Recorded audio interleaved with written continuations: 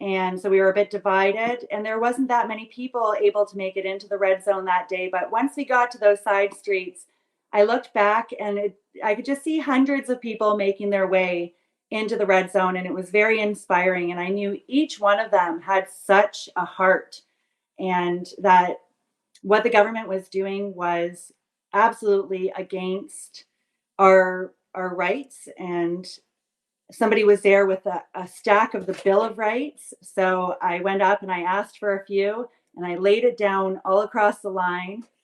And I told the police officers that they may be able to justify what they had done up till this point because they wanted the trucks moved. But if they take one more step, they are trampling our Bill of Rights with their boots, literally and figuratively. And I was not moving past that point. And I knelt down in the middle of the intersection, and a man from the Middle East, he laid down his prayer mat and he prayed beside me. And somebody passed a Bible up to the front line and they laid it on the line. And then they switched from the blue coat cops to the riot police cops, to use the riot police cops against just the people. And at that point, I got up and I said the same thing to them, informed them that I would not be moving. And when they moved forward, two men knelt beside me and we went through the line together. And on the other side, they jumped heavily on my back with one of their knees. And they used those riot police was, they had a lot more weaponry on them. There was, after they were yelling for me to get my hands behind my back for about a minute, I finally looked up to let them know, like, I'll happily move them if you take the pressure off my back.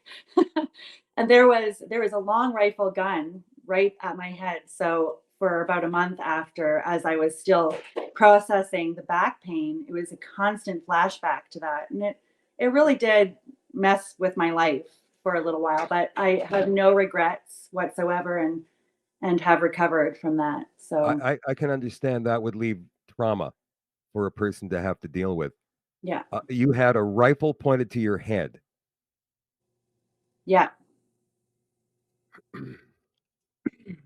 You, but didn't charge you. What did they do? Just hold you in custody for a while? So after they picked me up off the ground and handed me to a police officer from Ottawa to process us, because that's the jurisdiction we were in, the police officer looked at me and I was just looking back at the scene, and the Bills of Rights were all swirling in a wind tunnel like this. And he dropped a tear and cried.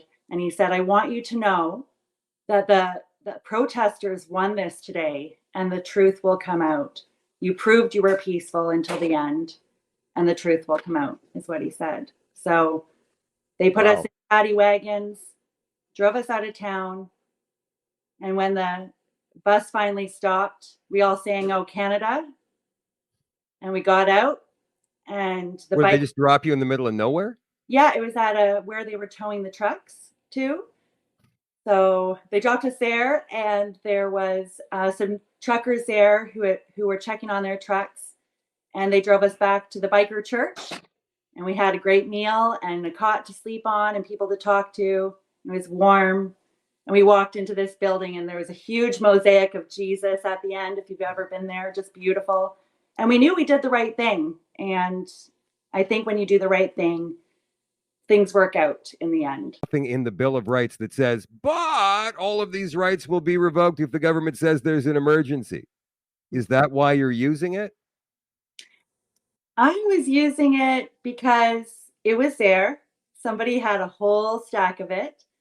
To me, it represents just the fundamental rights that we have and everyone on this planet carries and should carry and should be respected. It's a pretty good summation of our rights. You know, the funny thing is right at the bottom of it is the Parliament building. Right. So just the fact that we were there standing up for our rights that had been so so stomped upon over the last few years in such direct ways, and then to have them further stomped upon. I just thought it was appropriate to lay the document down and let them stomp right all over it. And it was interesting because they didn't want to. There was one police officer that he came up from the back and snatched it from the line.